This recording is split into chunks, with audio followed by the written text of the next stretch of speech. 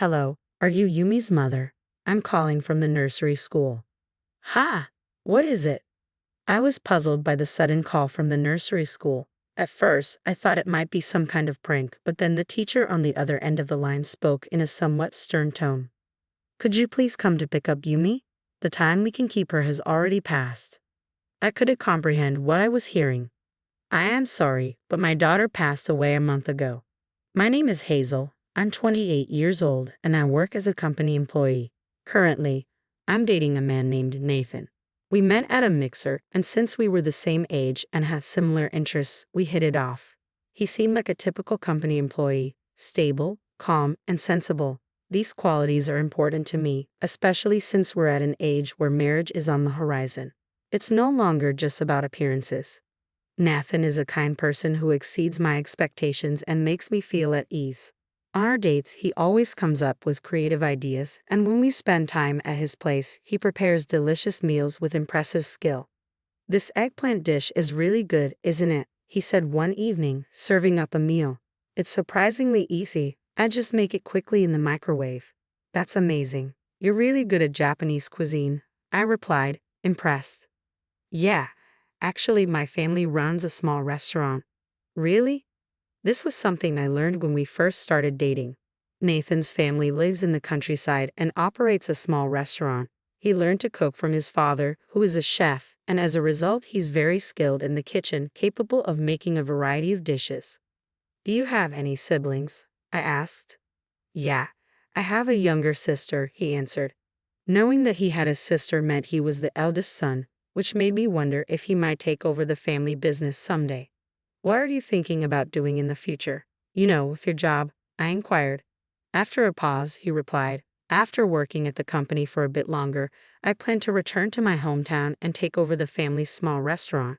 I think I'll start with a training period. Oh, is that so? I was a bit taken aback by his plans. If we were to get married, I'd have to leave my current job and move with him. I work as a web designer, and I really enjoy my job. I hadn't considered quitting anytime soon, but at the same time, I wanted to be with Nathan. Before I knew it, I found myself discussing this dilemma with a senior colleague at work. Then why don't you try applying for remote work? She suggested. Really? The advantage of our job is that we can do it anywhere as long as we have a computer. If you manage your work properly, some companies will allow you to work from home. I'm sure your company can accommodate that too. Is that so? Hearing her words filled me with hope. This meant I could continue my current job even if I moved with Nathan. In fact, after I talked to Nathan about the future, he admitted that he had been thinking he would have to make me quit my job and take me with him if we got married, which had made things feel a bit awkward between us. I immediately asked my boss if it was possible to switch to remote work. If you meet the criteria set by the company, there should be no problem, was the response. As for the internet connection and computer, everything was falling into place. This meant that if I wanted to, I could move to Nathan's hometown right away. After confirming with my boss, I shared the news with Nathan on our next date. Really? So you mean you can continue your current job while living in my hometown? He asked, a mixture of surprise and relief on his face. Yes, that's possible, I replied with a smile. That's great. He looked genuinely relieved, and seeing his expression made me feel the same way. It didn't take long after that for us to decide to get married. Hazel, if you don't mind, would you marry me and move to my hometown? Nathan asked one evening, his voice filled with sincerity. Yes, I'd love to, I said without hesitation. And so, we decided to tie the knot. When I told my parents about the move, they seemed a bit sad but ultimately supported me, sending me off with the words, "Be happy." Nathan and I got married and started our life together. He began working at his family's small restaurant under his father's guidance. Since the restaurant was next to his parents' house, we initially lived with them. At the suggestion of my in-laws, who wanted Nathan to focus on learning the business without worrying about household chores, they proposed that we stay with them to lighten our load. However, I would later realize that this decision was a mistake. Living with my in-laws turned out to be more challenging than I had anticipated. Hazel, how long do you intend to stay holed up in your room? My mother-in-law, Susan, said one day, knocking on the door forcefully. I'm working, Susan. I'm actually working right now, I explained. Working? You're always in your room. What kind of work are you doing? Are you trying to deceive me with that excuse? she retorted, her tone filled with suspicion. I'll never accept it, my mother-in-law declared. But I really am working, I insisted. Don't lie. You're just playing around, drawing pictures on that computer, aren't you? She snapped, glancing at my screen. This is called web design. It's my job, I explained, trying to remain patient. I won't be fooled. It's shameful for an adult to be wasting time drawing pictures, she retorted. My mother-in-law likely held old-fashioned views and didn't seem to grasp the concept of working from home. To her, I wasn't really working. I was just cooped up at home, neglecting household chores. I never thought I'd have such a lazy daughter-in-law. Nathan is working hard to become first class, and here you are, playing around like a parasite. Try to be more useful, she criticized almost daily, making it increasingly difficult for me to concentrate on my work. Desperate to change the situation, I decided to talk to my husband about it. Oh, my mom's getting in the way of your work? Nathan asked when I brought it up. Yes, it's like she doesn't understand I'm working from home. She thinks I'm just goofing off, I explained. I see. My mom has old-fashioned ideas, so it might be inevitable. I'll talk to her, he assured me. Nathan's support gave me some relief, but my mother-in-law was more stubborn than I had anticipated. How did you convince Nathan? Why do I have to be scolded? She fumed. It's clear you're just playing around. That's not it. I've been trying to explain. I protested, but our clashes only grew more frequent. Each time she made unreasonable remarks, I turned to Nathan for help. But over time, he seemed less willing to mediate. This is a problem between the two of you. Solve it yourselves, he said one day. Just as I was beginning to feel I couldn't take it anymore, something unexpected happened. Feeling unwell, I went to the hospital, only to be shocked by the news. I was pregnant. My mother-in-law had often pressured me to provide a successor, but I never imagined getting pregnant at such a tumultuous time. I immediately informed my husband and in-laws about the pregnancy. The news took everyone by surprise, but my mother-in-law was especially stunned. Well done, she said, clearly delighted. Both my husband and father-in-law were happy too, but my mother-in-law's joy was the most apparent. Since then, she had become much kinder to me.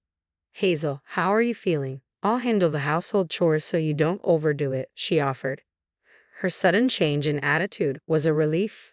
The scolding and bullying that had once been a daily occurrence stopped, and instead, she became supportive and caring about my health. It was comforting to have the previously confrontational mother-in-law offer me support during this challenging time. Despite the initial strain on my relationship with my husband, things began to improve, and our bond grew stronger. I settled into a stable condition as I prepared for childbirth. However, a new issue emerged during this time. Sometime after the news of my pregnancy, my mother-in-law asked, "By the way, can you tell the baby's gender yet?" "Yes, it's a girl," I replied honestly. Her face fell with disappointment. "A girl? It should have been a boy. Our restaurant has always been passed down to males. Women inheriting such businesses is unheard of." I tried to reason with her. That's unacceptable. Nowadays, women can inherit businesses too. Her response was harsh. Don't try to justify yourself with your strange values. You're clearly not suited for this. Although my father-in-law and husband were slightly disappointed that the baby wasn't a boy, they weren't as upset as my mother-in-law. However, her disapproval quickly turned into hostility. Having no heir means you're worthless. How long are you going to stay in bed? Get up and do some housework, she demanded.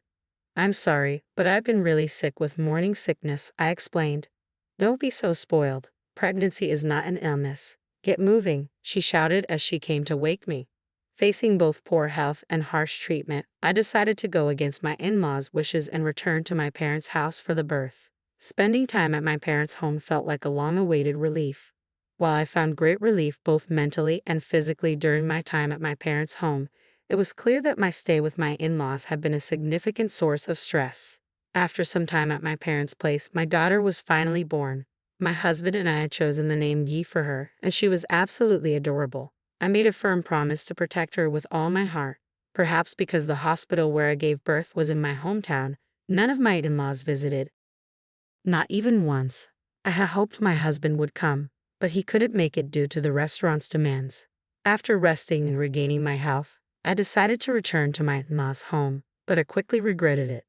My mother-in-law greeted me with an angry expression. You've taken your sweet time bringing back my grandchild. Why the delay? I'm sorry. I needed some rest, I explained. Rest? We've been incredibly busy.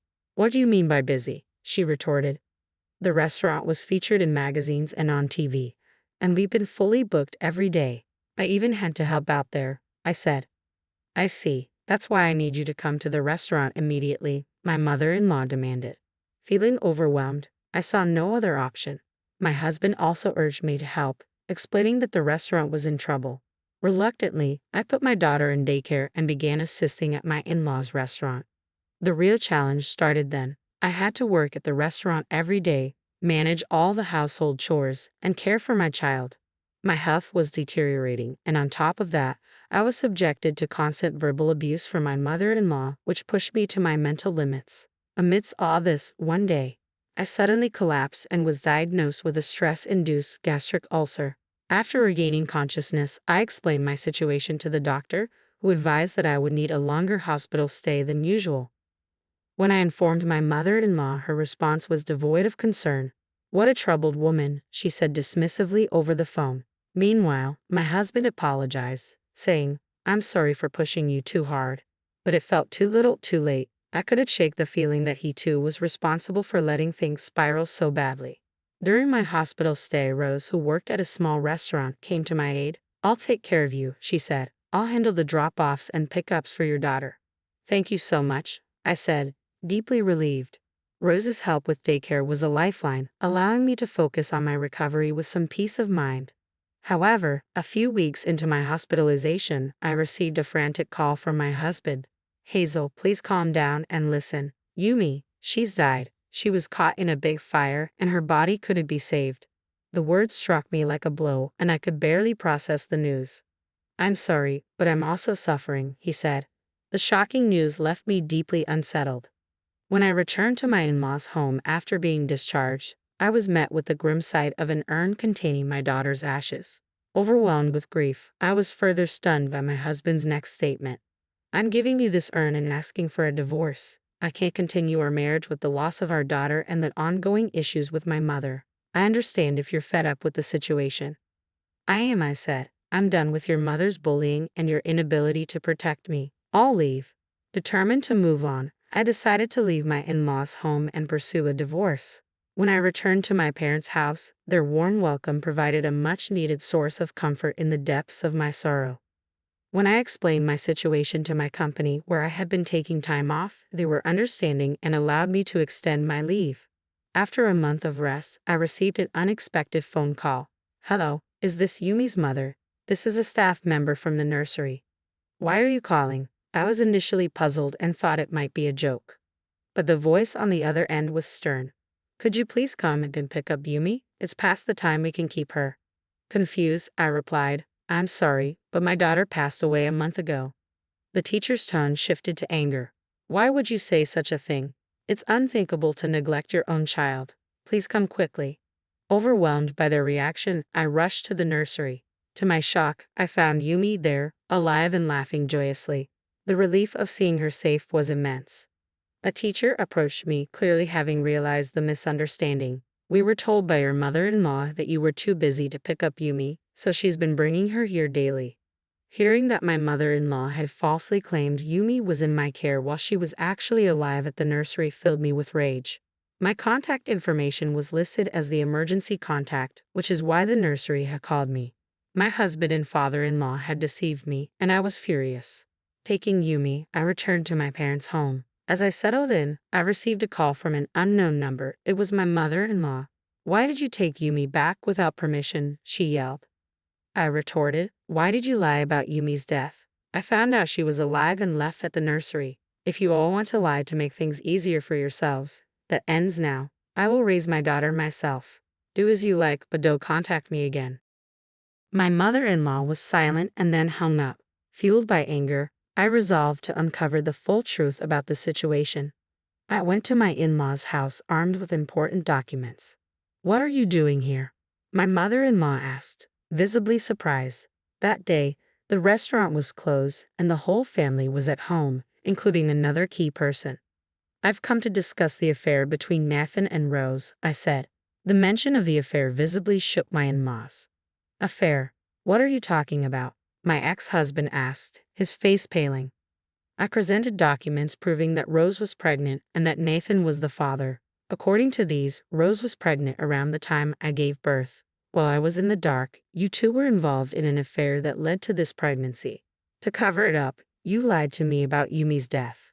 Their faces turned even whiter as they absorbed my words. I'm relieved that Yumi is safe, but I will be demanding compensation for my mental distress and child support, I declared. My ex-husband began to apologize profusely. I'm truly sorry. It was wrong. This was all my mother's idea, and I was against it. We intended to put Yumi in a child welfare institution. Child welfare institution? What are you talking about? I demanded.